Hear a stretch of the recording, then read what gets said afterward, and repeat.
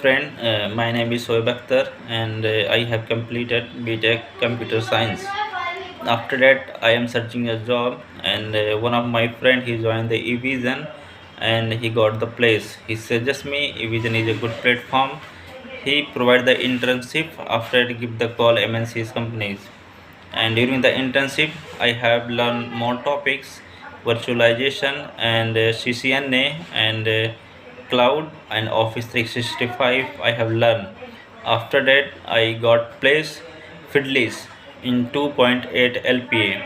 And thank you, Evision. Thank you, Evision team. Thank you.